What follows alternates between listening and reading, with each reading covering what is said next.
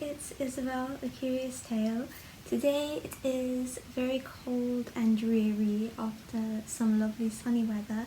So I'm here with my Earl Grey, which I think you can see there. And I thought it would be fun, instead of talking about tarot today, I wanted to share, I guess you call it customizing or upcycling trick that I like to do.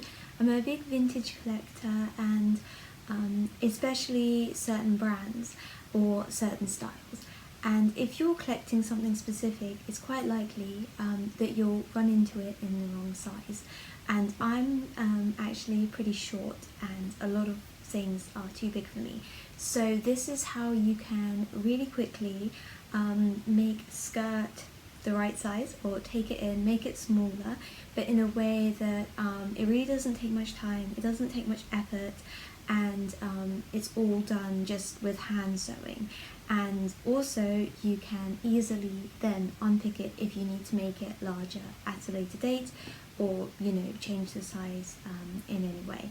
So I sometimes, when it comes to collecting vintage things, I think a lot of people, you can have these projects that you need to mend, or you need to take in or fix in some way, and sometimes it can pile up and be a little bit stressful just looking at your pile of sewing things to do. So if you have something that's like a quite an easy fix, I think it just makes it a lot easier to just get it done.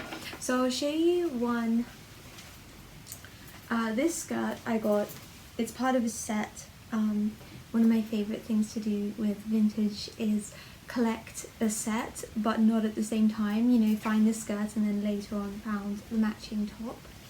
So this is the skirt, and it was too big for me, and you can see it has a belt, but the belt doesn't really do much to keep it up. I wouldn't trust it. And this I did at the back, just hand sewed. I actually had to take it in quite a lot because you can see, just how big this square is and this. And I just really simply, in black thread, sewed 2 squares, and then I just did this diagonal line, if you can see it, just to secure it. But basically what I did is I just folded the fabric over itself. And if you fold it on the outside like this, it's going to have more volume here on the back.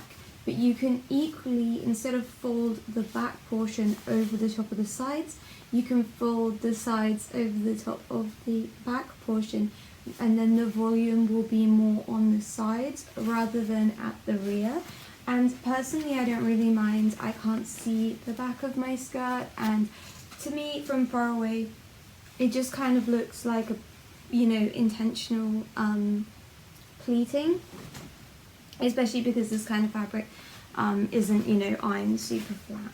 So this is one I did, and for the other ones I want to do today, I could try them on to get the size right, but I'm just going to use this as a guide because I know it fits not really in my waist. It fits like a little bit low-waisted, but high enough up that I feel comfortable with it.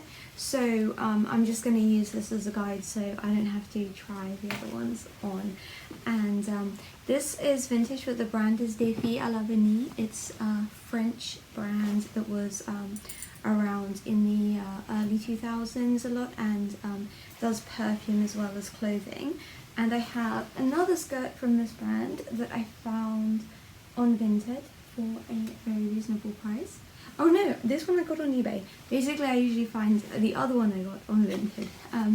So this one I found on eBay. Quite often, charity shops like British Heart Foundation, I feel like their eBay accounts have some really good pieces.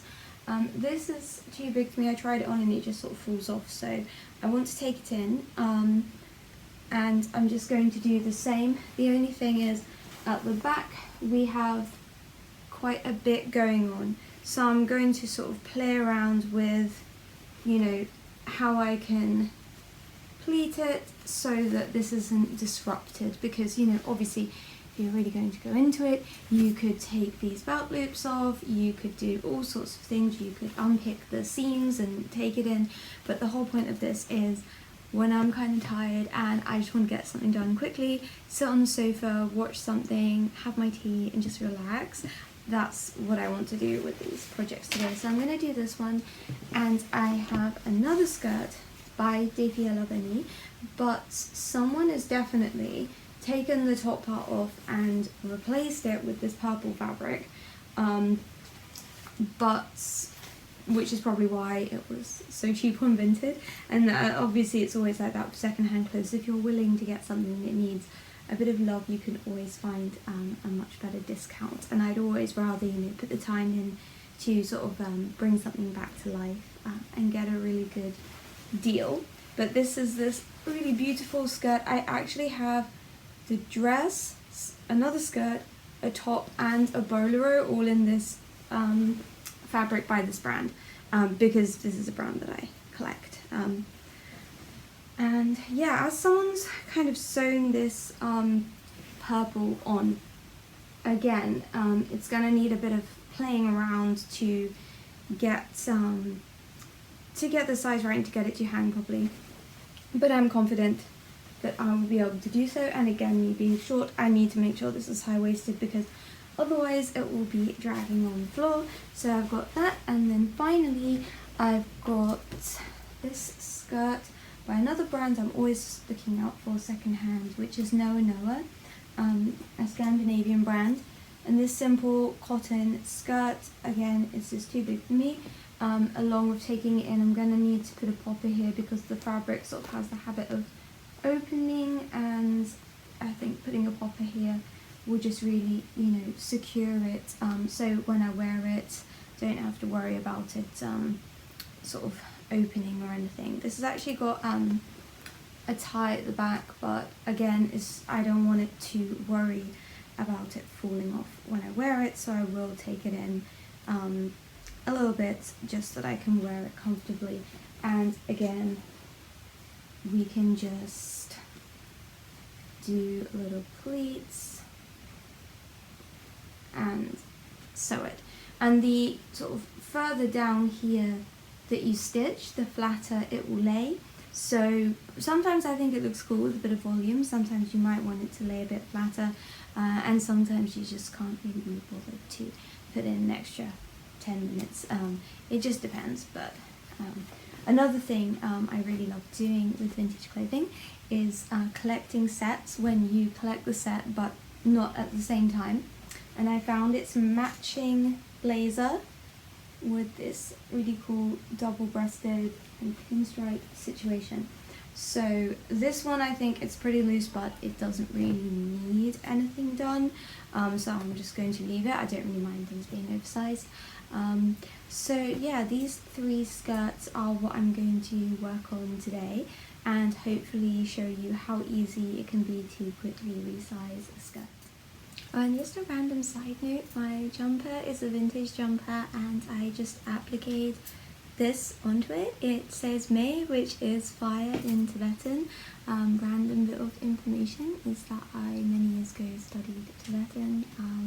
I did Japanese and Tibetan at university at Oxford, and then I studied Tibetan at Kathmandu University, and then Nepalese at Kathmandu University. So that is why. I just thought it looked really cool, the juxtaposition of fire with the pastel colours, just to make the jumper a little bit more interesting. But yeah, that's just a random fact / show and tell. So if you'd like me to make a video about applique, which I probably will do anyway, let me know. And I also made this necklace just by adding this vintage charm I got in Nepal with a stone onto this vintage beaded necklace, which is something I do a lot. Literally all you need is one jump ring, and then you can make lots of different combinations. So it's getting a little late, I apologize for the lighting. I think it's going to be easiest just to show with the purple skirt, because there's not so much going on there. So here I have, I'm going to see if I can do it while showing you because I've not done this before, but here we have the guide, which is this brown skirt, and I'm just going to lay the purple skirt that I'm taking in over the top so I can check the size. So I can see how much it needs to be taken in both sides, and I'm going to use these pre-existing lines as my guide because I think that's going to be the easiest. So I'm just going to, this is my little traveling sewing kit. I'm just going to take out some pins and pin it. This is probably not the most efficient way of showing it, but hopefully I will improve. I think I'm going to make it just a tiny bit smaller because I really don't want this to trail on the ground. Also, it's got this double-sided bit, so you just have to be careful. A lot of skirts have this when folding it, that this doesn't get too crumpled up. I think I'm going to do the same as I did on the brown skirt. I'm going to fold the back over the side because I think that will be easier. So just trying to make sure, just sort of manipulate the fabric just to make sure that it's not too creased. Again, if you really wanted to be thorough, you could iron it, but again, this is not about being thorough, this is about being lazy. And there's a time and a place for both. I'm just going to sort of experiment by doing both, trying to get them even, and then I can hold it up to see if it's similar to my guide. And as you can see, like sometimes when things have been handmade, they won't be perfectly symmetrical. Like this seam is very bulky, so I can't really get it to lay exactly the same as the other side, but that's fine. I mean, again, this is just about doing things quickly and simply and enjoying the process. I think there's a time and a place for super technical sewing, but sometimes for me it's just knowing that it's better to get something done and to wear a garment than to, you know, be so worried about making it perfect that you just never get it done. It sort of sits in a pile. So that's my philosophy. You know, sometimes you can do an amazing job and sometimes you can just do like an alright job, and that's also fine.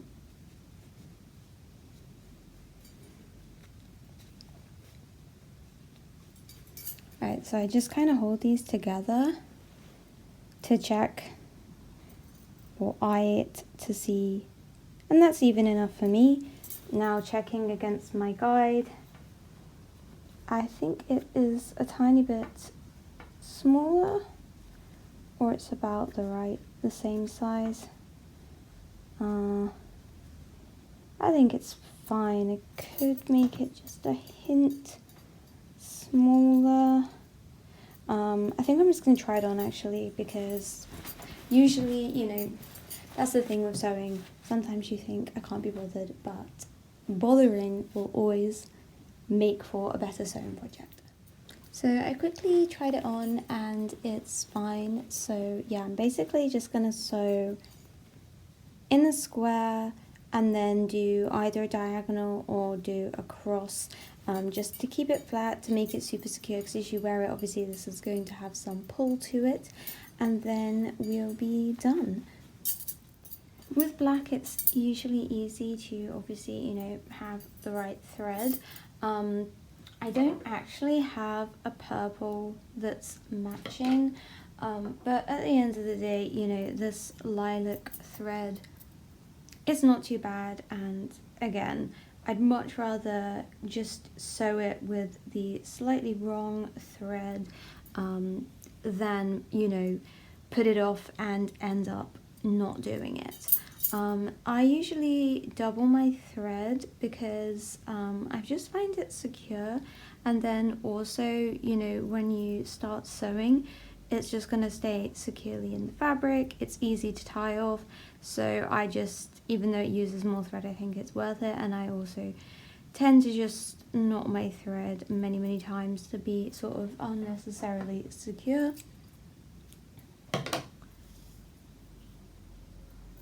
Hopefully you can see. So first, just try and manipulate the fabric so that it lies okay.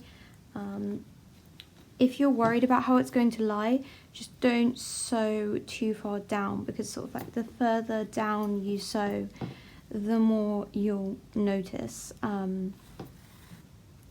if it's not, you know, if it's not lying perfectly. So for that reason, I might just sort of make a kind of rectangle instead of sewing all the way down to make a square. So I'm just doing a running stitch. Sometimes I'll do you know, a simple running stitch, or sometimes I'll do the stitch where you sew sort of back on yourself, so there's absolutely no part of the fabric that isn't covered with a stitch. Just depends, but yeah, just a very simple running stitch. I'm not sure if I'm showing it very well, but I'm sure you know how to do that. And if not, you can probably see what I'm doing. Just making sure all the layers are sort of held together, and you can kind of manipulate and massage the fabric as you go, just to make sure that it's not sort of getting moving around into the wrong position. So I'll just get back to you when I've done this.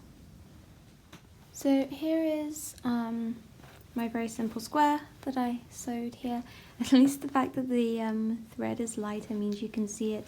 Again, it doesn't look perfect, but to me it looks fine. I feel like if you saw it, you just assume it was, you know, the skirt's got so much going on, I don't think you'd question what it was if you saw it. And it will probably be covered by whatever I'm wearing on top anyway.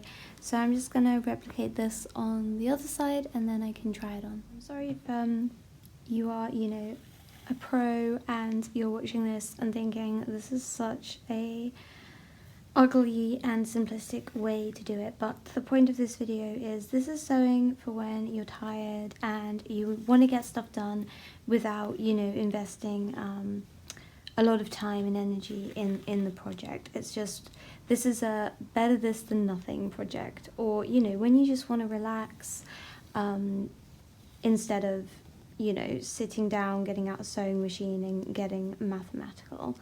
Also, I know, you know, people do mention that it's better not to, when you're finding secondhand clothes, sort of buy up all the pieces that are too large for you, because obviously, especially when it comes to vintage, there just aren't as many larger sizes available, unfortunately.